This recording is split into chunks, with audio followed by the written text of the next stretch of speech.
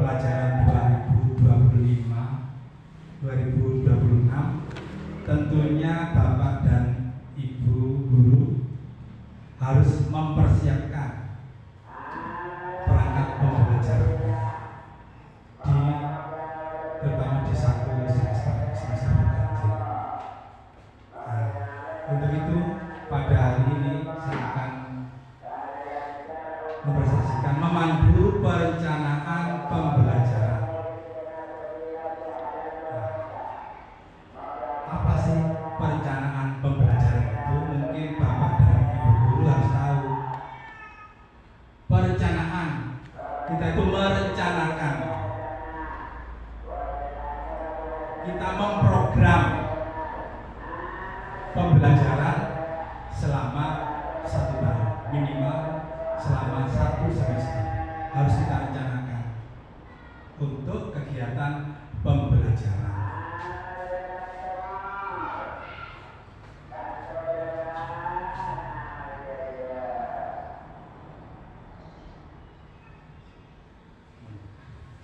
Implementasinya perencanaan pembelajaran.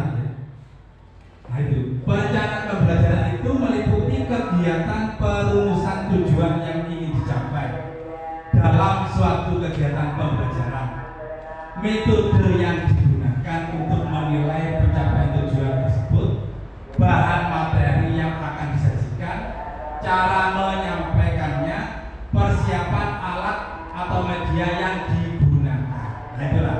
Jadi kita harus memprogram, merencanakan, di antaranya itu adalah perumusan tujuan yang ingin dicapai atau CP, capaian pembelajaran. Kemudian metodenya bagaimana,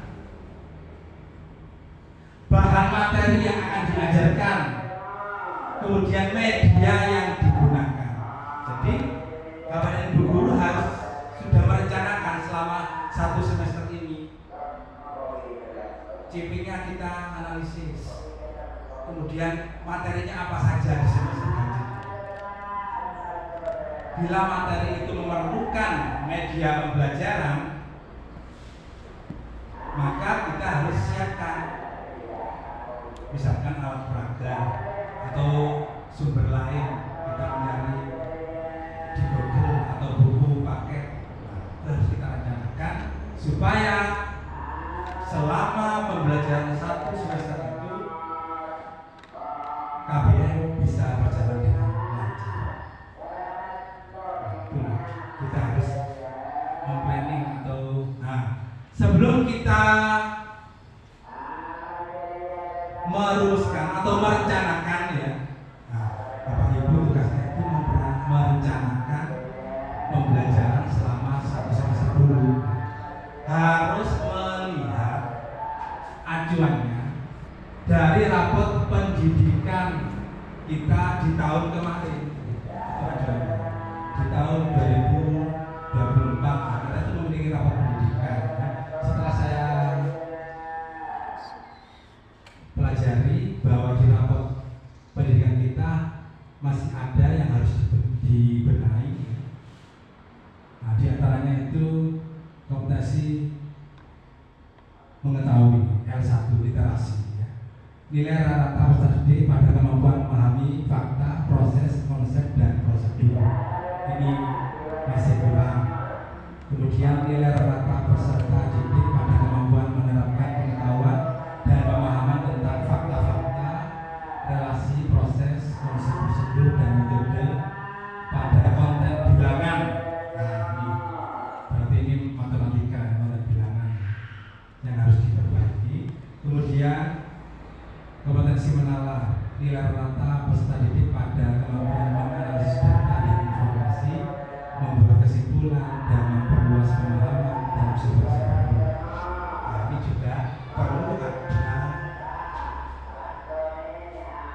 dipahami oleh Bapak dan Ibu guru semua bahwa untuk merencanakan kita harus melihat rapor pendidikan kita. Ini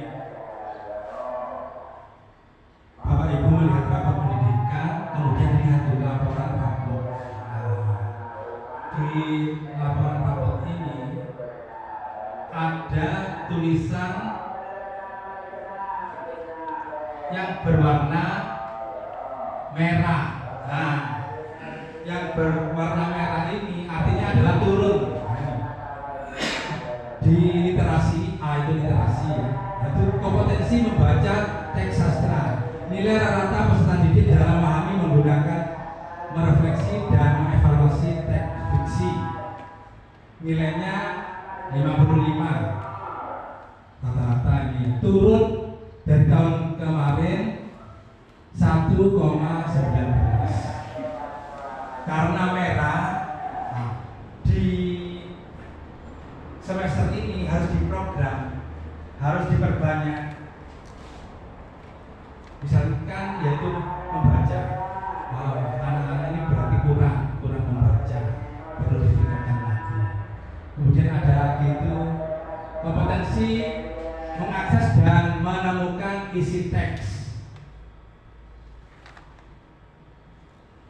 Nilai rata-rata 54,24, turun 6,29. Artinya bahwa Bapak dan Ibu guru merencanakan program, membuat metode pembelajaran dengan baik dengan melihat dari rapor pendidikan kita.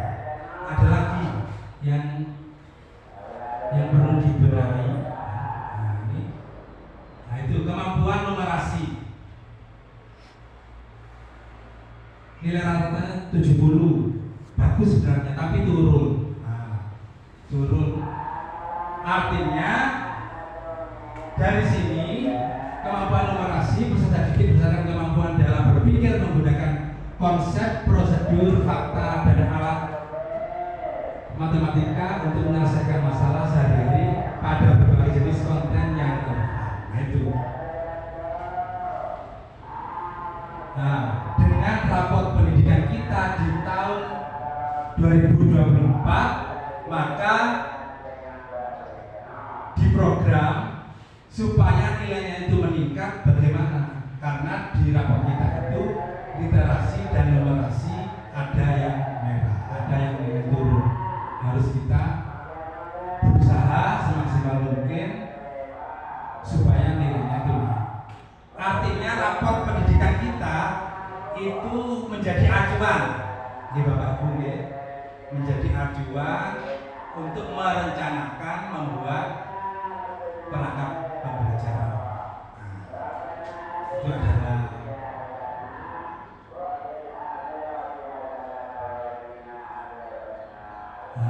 itu dari rapor pendidikan sebagai acuan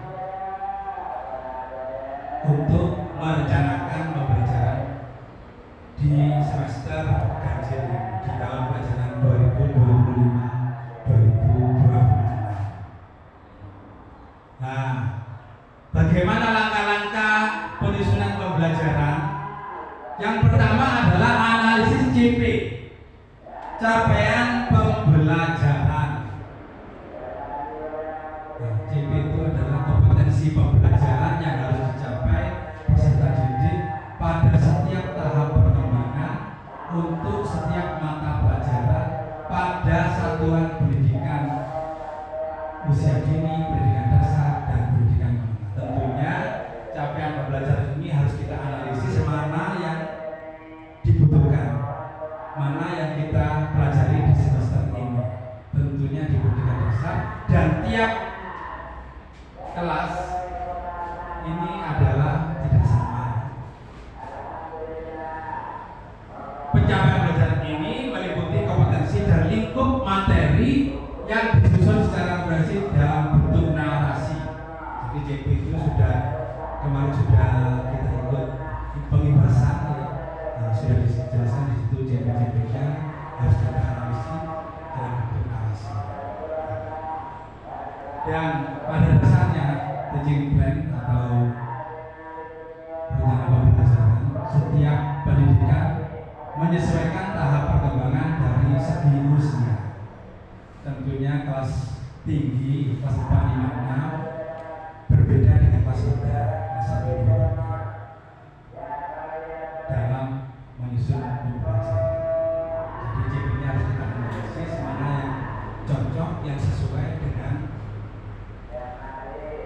yang ada di semester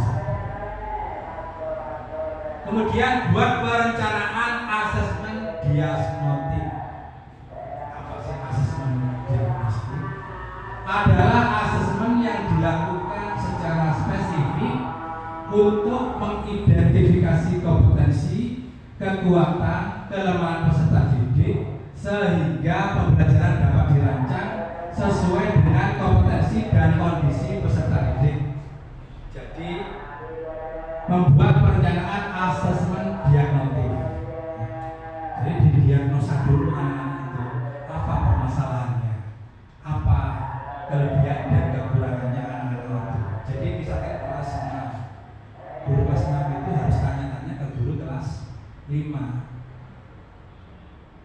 Demikian juga kelas lainnya, kelas 4 ke kelas 3, untuk mendiagnosis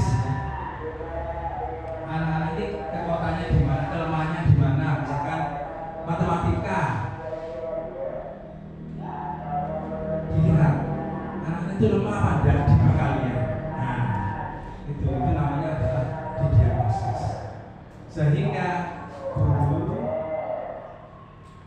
kelas bisa merencanakan asesmennya sesuai dengan kondisi peserta didik. Jelas ini Bapak Ibu, harus didiagnosa dulu. Hasil asesmen bisa digunakan sebagai rujukan dalam merencanakan pembelajaran sesuai dengan kebutuhan pembelajaran peserta didik. Ya, jelas. Jadi hasil asesmen dari rapot atau laporan dari guru kelas di bawahnya sebagai rujukan untuk pembelajaran. Misalkan anak-anak itu diskusi lemah sekali. Nah, guru kelas 6 harus merancang kenapa diskusi itu lemah, tidak menghasilkan nilai yang bagus. Nah, mungkin punya trik lain sambil bermain. Nah, itu adalah trik dari hasil asesmen itu supaya anak-anak itu bisa tercapai dalam pembelajaran tersebut. Kemudian yang ketiga, buat modul ajar. Nah, itu tugas Bapak dan Ibu guru dalam merencanakan perangkat pembelajaran. Yang ketiga adalah membuat modul ajar. Mengapa harus membuat modul ajar? Modul ajar itu bermanfaat untuk melengkapi perangkat ajar yang memandu guru dalam melaksanakan proses belajar mengajar. Apa buktinya modul ajar itu bisa Bapak dan Ibu guru itu selain buku paket yang tersedia, misalkan mencari di internet. Misalkan kata surya. Nah, di buku paket hanya singkat-singkat saja. Kemudian anak-anak itu perlu nyata supaya tidak gamblang. Nah, itu guru harus melaksanakan proses pembelajaran dengan membuat modul ajar. Maksudnya adalah Bapak dan Ibu guru itu mempunyai literasi materi tambahan atau pengayangan untuk menambah wawasan pengetahuan siswa. Modul ajar harus bersifat esensial, menarik, bermakna, relevan, dan kontekstual, juga berkesinambungan. Apa maksudnya modul ajar harus bersifat esensial, mendasar? Jadi modul ajarnya harus mendasar. Kemudian menarik, mungkin disertai dengan gambar-gambar, bukan hanya tulisan saja, kurang menarik. Nah, kemudian bermakna, relevan dengan materi pelajaran, kontekstual dan berkesinambungan. Maksudnya adalah ada hubungannya dengan materi-materi selanjutnya. Nah, itu. Jadi diharapkan Bapak dan Ibu itu membuat modul ajar.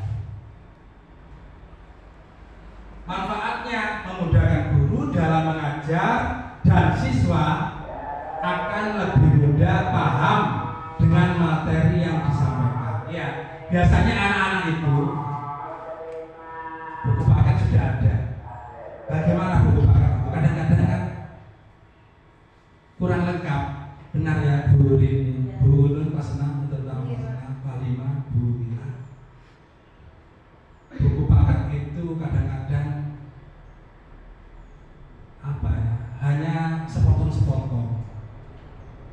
Anak-anak itu kadang sulit memahami. Nah itu sehingga guru kalau punya modul ajar, mempunyai tambahan ya, modul ajar itu tambahan materi yang lebih menarik, anak-anak itu akan mudah memahami. Misalkan mengambil dari internet, nah di situ ada gambar-gambar yang menarik tentang surya, ini virus seperti ini, Mars. Anak-anak itu akan lebih mudah menerima pelajaran itu.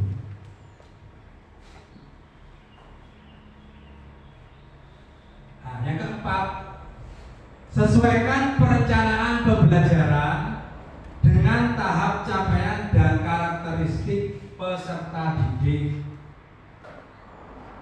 Mengapa? Karena karakteristik siswa itu berbeda-beda. Contohnya, Bapak Ibu sudah berpengalaman dalam hal ini. Anak itu ada yang ramai, ya, ada yang diam. Nah, itu. Jadi itu tugasnya Bapak Ibu guru itu. Jangan karena anak itu ramai, tidak. Kemudian ada yang nakal, biasa. Ada yang usil, kan ada seperti itu. Nah itu karakteristik siswa itu beraneka ragam, berbeda-beda. Nah, kita sebagai guru harus bisa merangkul, ya. Harus bisa mengelola kelas dengan sebaik-baiknya. Oh ini yang anak ini ramai, ditempatkan di duduk yang depan, enggak ramai. Nah itu termasuk trik dari seorang guru kelas menghadapi beraneka ragam karakteristik siswa. Nah, belajar bukan hanya di kelas, belajar bisa di luar kelas. Misalkan begini, oh materinya tumbuh-tumbuhan. Wah, anak-anak itu jenuh kalau di kelas saja, kita ajak keluar. Boleh, atau bisa belajar supaya anak tidak jenuh, belajar di rumahnya masyarakat. Nah, rumahnya itu Pak Bos itu besar sekali rumahnya. Anak-anak duduk di situ belajar membaca atau berkelompok. Nah, itu boleh. Anak-anak itu supaya kita guru agama belajar di musola, atau mungkin kelasnya dibuat anak-anak itu dilatih, boleh. Mengemas bagaimana mungkin, yang penting anak-anak itu bisa belajar dengan menarik. Nah, yang kelima, evaluasi. Evaluasi ini harus memberikan evaluasi, harus memberikan penilaian, harus menganalisis hasilnya, memahami materi pembelajaran yang disampaikan. Nah itu yang kelima, ini evaluasi. Materi sudah diberikan, satu jam sudah semuanya, maka perlu dievaluasi, menganalisis hasilnya. Kira-kira anak kita itu bisa apa enggak sih menerima pelajaran itu selama satu materi, satu pokok bahasa misalnya. Harus kita evaluasi. Misalkan perkalian dan pembagian sudah habis, jangan menginjak ke berikutnya dulu. Harus dievaluasi supaya Bapak Ibu guru mengetahui ini kelebihan dan kelemahan anak-anak kita. Nah itu.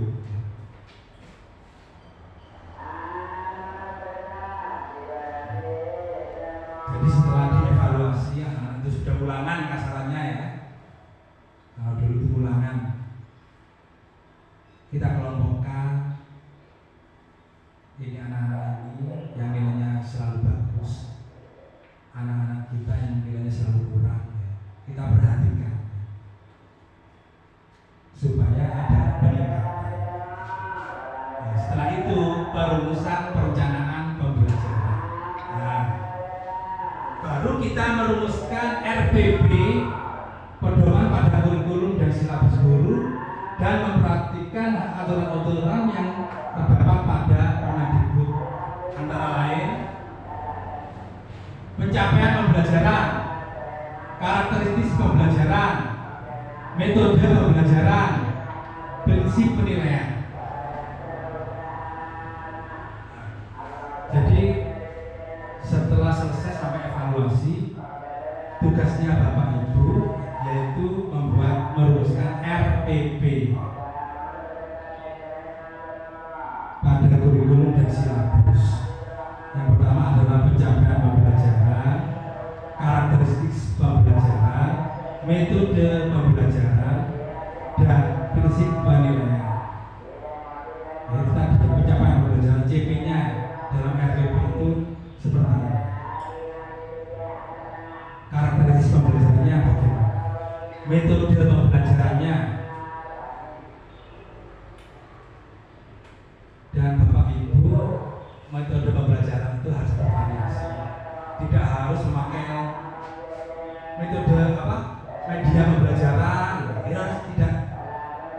Harus kita sesuaikan, ya. Media pembelajaran itu harus kita sesuaikan dengan materi pelajaran. Dan tidak menutup ceramah terus tidak. Mungkin metode diskusi, bermain peran, deep learning. Nah itu sekarang itu Menteri Bapak Abdul Muti berkoar-koar di Kurnas ini, di kurikulum itu dengan deep learning, sehingga Bapak dan Ibu guru harus menambah lagi ini, menambah pengetahuan tentang apa itu deep learning. Berikutnya yaitu pencapaian pembelajaran. Proses pembelajaran yang baik adalah proses yang mampu memberikan pengalaman belajar secara bermakna. Pencapaian pembelajaran, hasil pembelajaran, bahwa proses yang mampu memberikan pengalaman belajar secara bermakna. Maksudnya itu bermakna itu apa ya? Ada hasilnya. Anak-anak itu tidak selesai di situ saja. Bermanfaat. Pengalaman belajar yang melibatkan proses mental dan fisik melalui interaksi antar siswa, guru, lingkungan, dan sumber belajar. Maksudnya adalah baik secara mental maupun fisik siswa harus bisa berinteraksi, siswa dengan siswa, dengan bapak dan ibu guru, lingkungan, dan sumber belajar lainnya. Misalkan ada tempat perpustakaan, di musola, itu memang sumber belajar juga. Nah, itu pengalaman belajar. Pencapaian pembelajaran berupa aspek pengetahuan dan keterampilan. Jadi Bapak dan Ibu guru ini dituntut pengetahuannya berhasil dan anak-anak juga terampil. Iya Bapak Ibu ini. Apa maksudnya itu? Pengetahuan. Ya, anak-anak itu sudah bisa kelas 1 sudah bisa membaca dan menulis. Terampil, nah, bisa membuat mainan misalnya kalau masalah. Bisa membuat hastakarya. Kelas 5 misalkan, kelas 4 pengetahuannya bertambah, anak bisa melihat, bisa meneliti hewan, segala jenis hewan,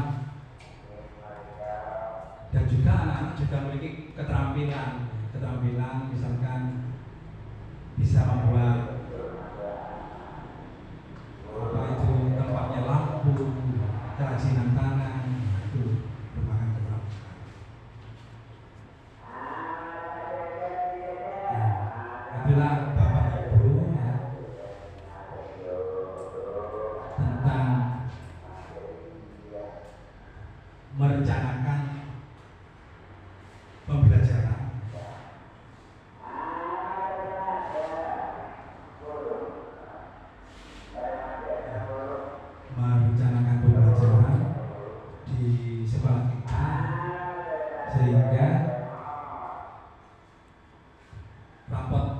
pendidikan anak-anak kita atau sekolah kita dari tahun ke tahun itu mengalami kenaikan, sehingga anak-anak itu bisa memperoleh prestasi yang baik. Nah, itulah jadi tugas Bapak Ibu adalah merencanakan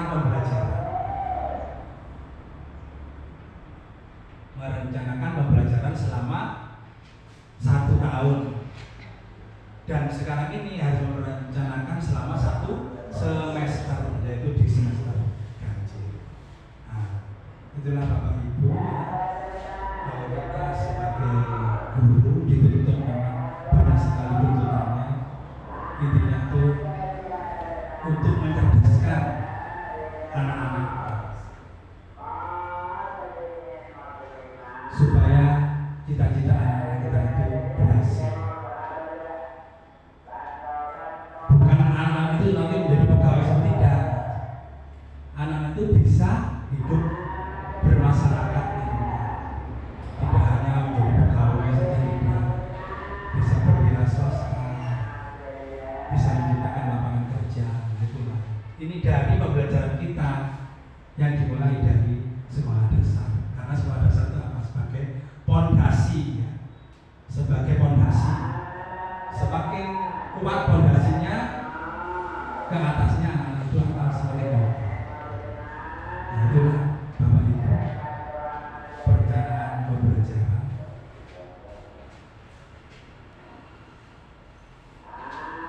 Yang mungkin bermanfaat Bapak Ibu semuanya, ya. Bagaimana cara merumuskan, memprogram pembelajaran itu. Baiklah, mungkin ada pertanyaan dari sini.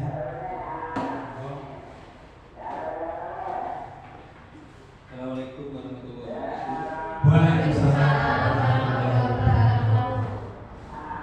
Saya sering lihat di WA Group, Pak, itu ada pembelajaran deep learning. Nah, itu artinya apa? Terus realisasinya bagaimana? Iya. Pembelajaran deep learning, nah itu yang sering didengungkan, ya, oleh Bapak Menteri yang baru kita ini. Pembelajaran deep learning itu adalah pembelajaran mendalam. Pembelajaran mendalam, yaitu pembelajaran yang menciptakan suasana belajar dengan berkesadaran. Ada 3, berkesadaran. Yang kedua itu bermakna. Yang ketiga itu adalah bergembira. Nah, itu yang dimaksud dengan pembelajaran mendalam atau deep learning. Nah, kemarin saya ada kepala sekolah juga membahas ini. Mari kita bahas bersama-sama apa sih deep learning itu.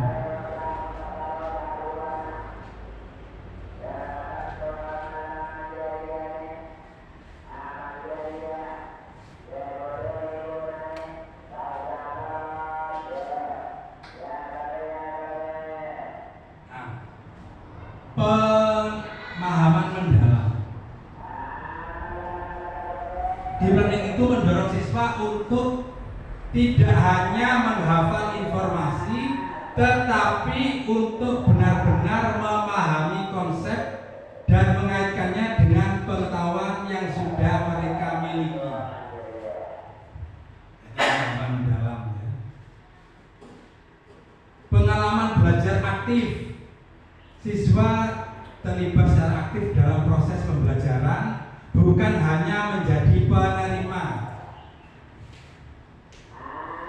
Mindful learning, siswa belajar untuk menyadari proses berpikir mereka sendiri dan menjadi lebih sadar tentang bagaimana mereka belajar. Nah, jadi begini, misalkan deep learning itu kemarin dicontohkan pelajaran kubus dan balon. Pelajaran kelas berapa itu kubus dan balon? Kelas 5.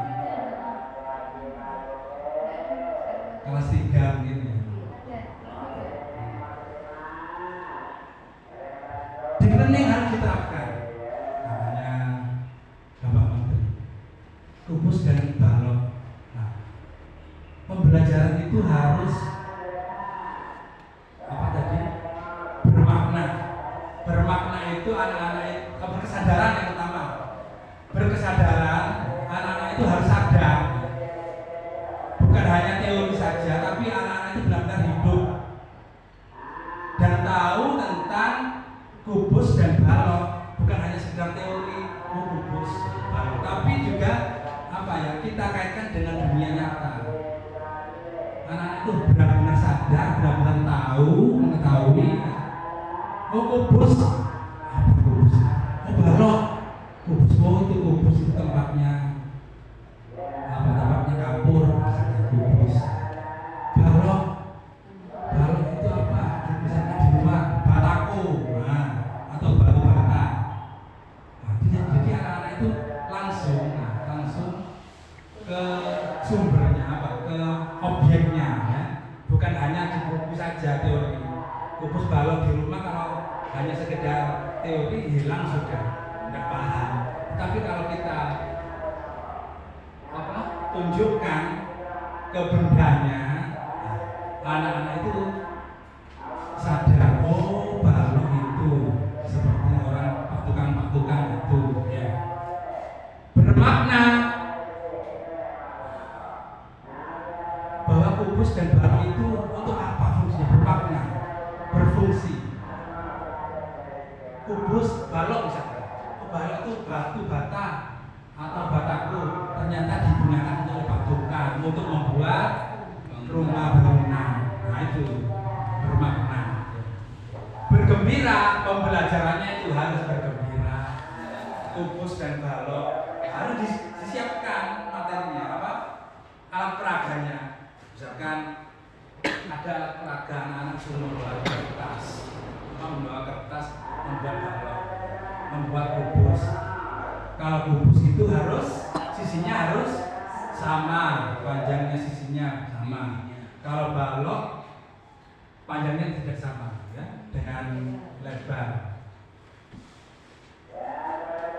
Panjang dan lebarnya tidak sama. Nah itu bergembira. Nah itu harus kita kemas pembelajaran itu, kubus dan balok itu. Bagaimana? Misalkan balok itu seperti apa? Kubus itu seperti dadu. Nah, anak bisa bermain dadu dengan mengalihkan atau menjumlah dua dadu itu, dijumlah di kelas 3 itu kan ada penjumlahan, dikali-kali. Kan senang anak-anak itu dengan adanya permainan. Nah, itulah. Jadi menggembirakan atau di kelas lain mungkin berkelompokan atau di luar dengan melihat bata-bata itu. Jadi intinya deep learning itu adalah pembelajaran yang menciptakan suasana siswa itu berkesadaran, bermakna itu mendalam terus sampai tua, ya. Dan apa, bergembira itu pembelajaran. Sehingga berkesan untuk anak-anak itu terus ingat terus sampai dia itu remaja, sampai terjun ke masyarakat. Terus saya dulu itu mempelajari balok dan kubus. Nah, itulah mendalam. Jadi mendalam dan teringat terus. Begitu ya Bapak. Terima kasih. Bagus sekali pertanyaannya, karena ini menyangkut apa, perintah dari Menteri Pendidikan dan Kebudayaan bahwa pembelajaran itu harus mendalam, berkesadaran, bermakna, dan bergembira. Jelas ini Bapak Ibu mungkin tentang development. Berikutnya mungkin ada pertanyaan lagi. Silakan Bu Ini bisa berdiri. Ini pertanyaan tentang penilaian, Pak. Iya. Apa yang dimaksud dengan prinsip penilaian dan apa saja yang harus ada di dalam prinsip penilaian itu? Ya, benar sekali. Terima kasih. Ya, terima kasih Bu Ini. Memang benar, Bapak dan Ibu guru ini juga harus memberikan penilaian. Apa tujuannya?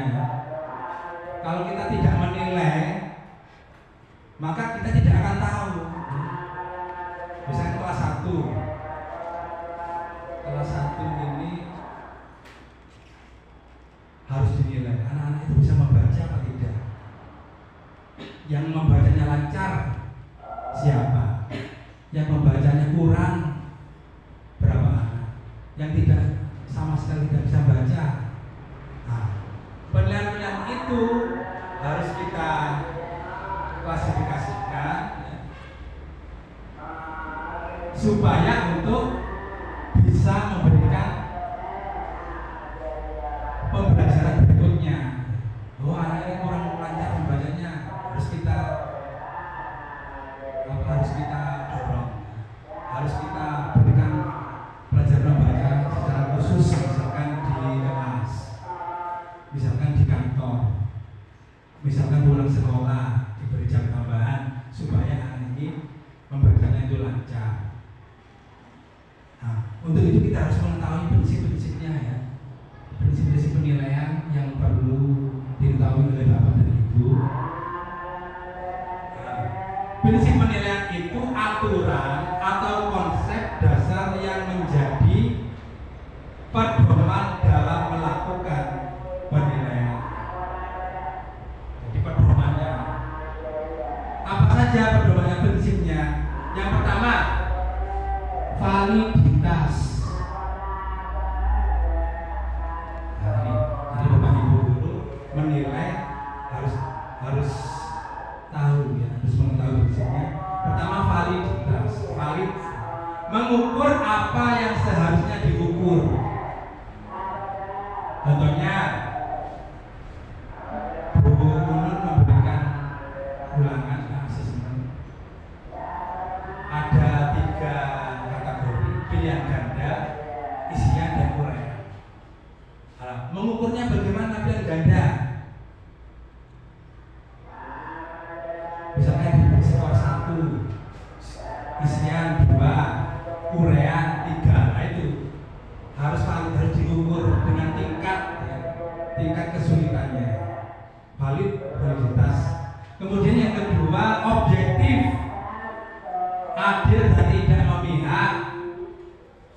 Jadi Bapak dan Ibu guru itu tidak usah lihat itu anaknya Pak Carit misalkan, anaknya Pak Desa, tidak boleh lihat itu. Anaknya Bapak dan Ibu guru sekolah di sini tidak boleh. Kita harus objektif menilai semuanya. Semuanya harus belajar dengan baik. Menilai bukan memvonis ya, kamu bodoh, tidak.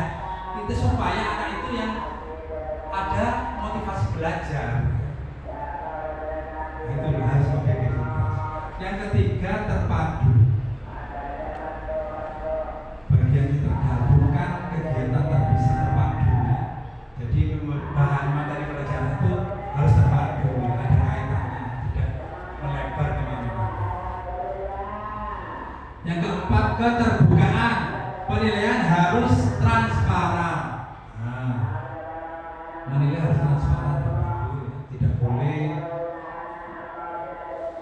hanya benar kita salahkan sehingga merugikan anak nilainya kurang. Nah, itu tidak boleh, harus terbuka. Kalau misalkan skornya 1 ya dikalikan 1 semua, 2 dikalikan 2, itu adalah terbuka.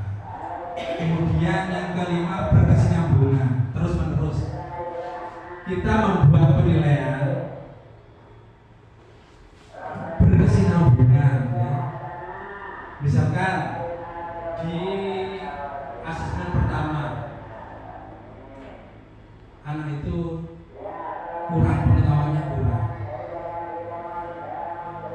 Di asesmen kedua dilihat lagi ya, masih kurang lagi. Ketiga, mungkin ada peningkatan sedikit, itu berkesinambungan.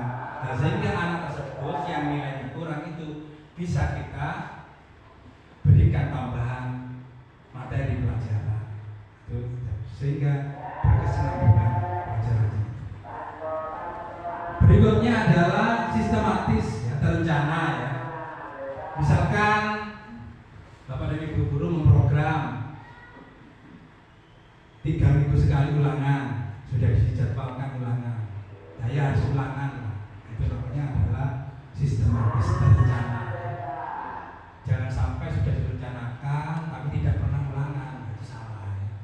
Karena itu merupakan mengukur anak-anak kita ya. Kemudian akuntabel dapat dipertanggungjawabkan.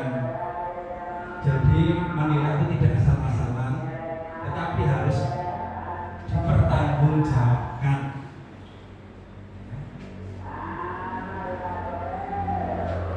Harus dipertanggungjawabkan. Jadi begini Bapak Ibu ya, kalau kita memberikan ulangan satu materi bisa berupa pilihan ganda atau soal uraian disesuaikan dengan materi pelajaran. Mengapa? Nah, ini untuk memudahkan anak-anak kita. Kita lihat materi pelajaran, misalkan matematika. Matematika ini masih pilihan ganda atau sama. Kita sesuaikan. Anak-anak itu perlu soal uraian supaya anak-anak itu bisa menjabarkan dan menilainya. Kalau uraian, kalau matematika itu jangan salah langsung salah, hasilnya salah-salah. Nah, tidak seperti itu. Nah, prosesnya kita lihat, oh ini sudah benar, ini distributif, oh sudah benar, ini sudah dimasukkan ke sini, tapi dia mengalihkan salah. Nah itu kita hargai ya. Atau bahasa Indonesia mengarang juga demikian, dilihat ejaannya, kalimatnya, isinya. Jangan tiba-tiba kita memberikan nilai mengarangnya jelek 43. Harus apa ya? Sistematis. Harus terencana. Oh ini ejaannya nanti saya beri nilai 20, isinya misalkan 40. Kemudian hubungan antar paragraf 40 misalkan. Nah, sehingga anak-anak itu meskipun hasil karyanya itu jelek tapi masih mempunyai nilai. Nah, itulah. Tapi perlu juga Bapak Ibu juga harus apa ya? Membuat penilaian itu bervariasi. Pilihan ganda, itu juga penting ya. Disesuaikan harus misalkan pelajaran IPA. Itu bisa itu pilihan ganda untuk supaya anak-anak itu punya kalau ada ini jawabannya bisa menebak-nebak ya. Kalau uraian kan harus mengarang sudah, harus pas sudah. Tapi kalau pilihan ganda, anak-anak itu oh ya saya ingat ini. Itu kalau bisa ya pilihan ganda, isian dan uraian untuk membuat anak-anak itu bisa belajar dengan baik. Silakan Bapak Ibu, ada lagi yang perlu ditanyakan?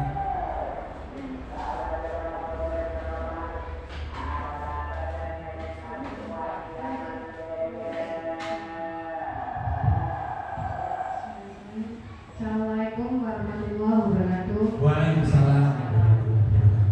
Tadi pada KHK penyusunan pembelajaran Pak, itu ada perencanaan asesmen diagnostik ya.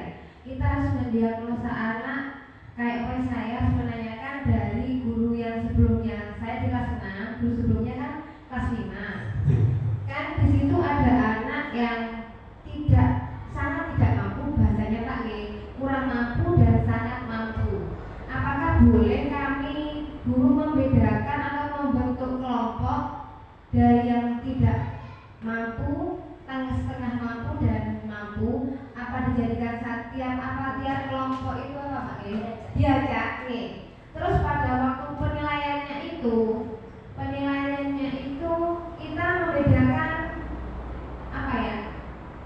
Soalnya dari yang anak yang mampu dan tidak mampu dan itu Pak ya.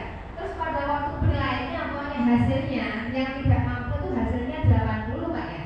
Dan yang mampu itu juga 80. Bagaimana hasilnya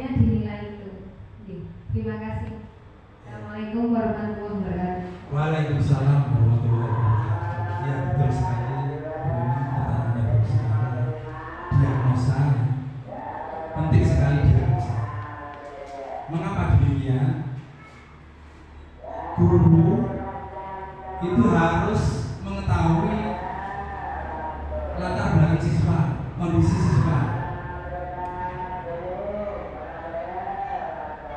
Nah, ini bisa ditanyakan kepada guru kelas di bawahnya.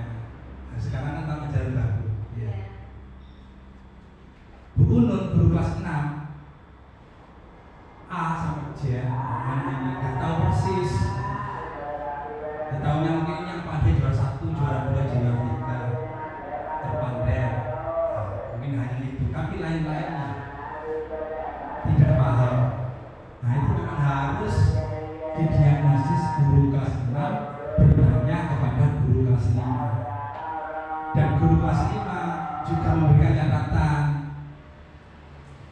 Bu Nun, si A perkaliannya bagus sekali, membacanya lancar, pengetahuannya sangat bagus, dia rajin belajar. Kemudian si B malas, sebenarnya pandai, bisa membaca. Si C tidak bisa membaca. Nah, itu guru kelas harus tahu. Kemudian bagaimana mengelola kelas? Nah, kalau guru kelas 6 itu sudah mengetahui, sudah mendiagnosa dari kelas 5, peraturannya begini, tidak boleh mengelompokkan apa ya, yang pandai, yang kurang, yang sedang, yang kurang pandai, tidak boleh mengelompokkan seperti itu. Harus diratakan. Ya, diratakan.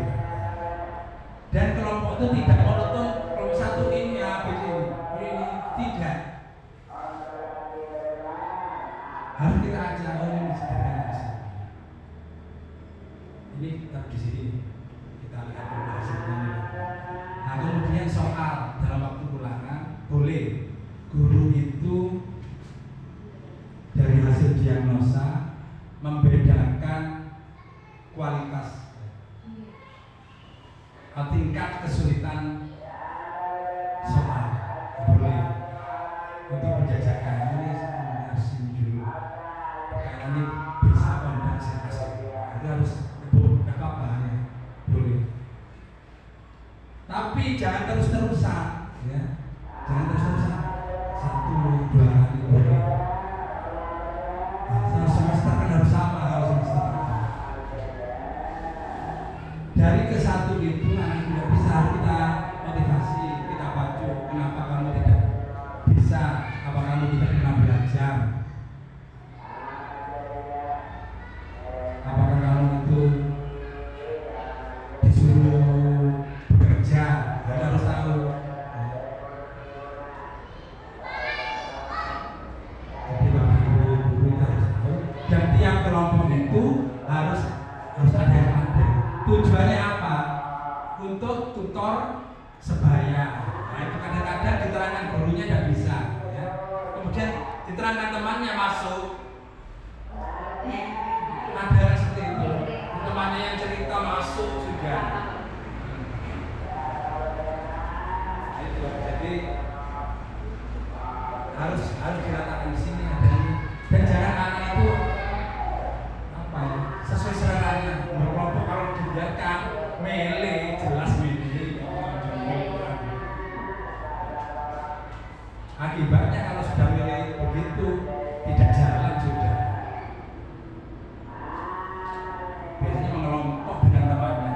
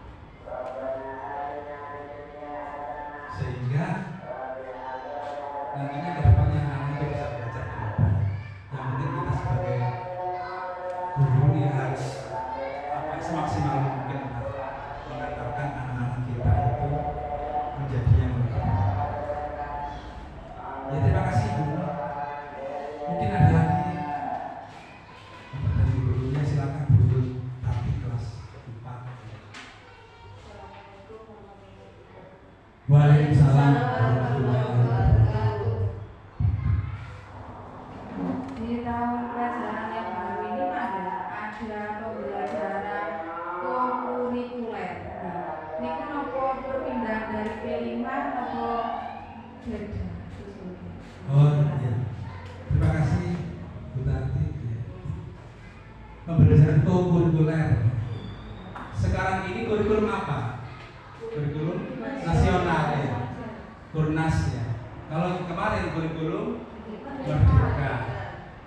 Di kurikulum Merdeka biasa menteri mesti ada perubahan. Di kurikulum Merdeka memang ada P5. P5 saja belum begitu paham, belum dilaksanakan dengan maksimal. Ganti menteri, ganti sudah peraturannya dari kurikulum Merdeka menjadi kurikulum nasional. P5 diterapkan di kurikulum yang lalu nanti. Sekarang di kurikulum Kurnas nasional ini Bapak Menteri yang baru itu sudah merubah dari P5 itu benar jadi kurikuler ya. Tetapi penekanannya kalau P5 itu harus menampilkan ya. Tapi kalau kurikuler tidak harus menampilkan seperti P5, tetapi kurikulum ini lebih bermakna. Nah itu mengaitkan dengan deep learning itu pembelajaran mendalam. Nah itu kalau perbedaannya, kalau di kurikulum Merdeka itu P5 ya, kalau sekarang itu dikembangkan lagi dengan pembelajaran mendalam atau deep learning. Jadi ya boleh tidak ada sebenarnya sih yang ada P5 itu di kurikulum sekarang ini. Kan hanya istilah saja. Seperti PMM katanya sudah dihapus, tidak ada. Ternyata sama, cuma ada perubahan-perubahan. Ada penambahan-penambahan. Dan kurikuler itu bisa diterapkan di jam-jam sekolah ya. Di hari Sabtu misalkan kita terapkan kurikuler ya. Bagus sekali pertanyaan. Mungkin ada lagi.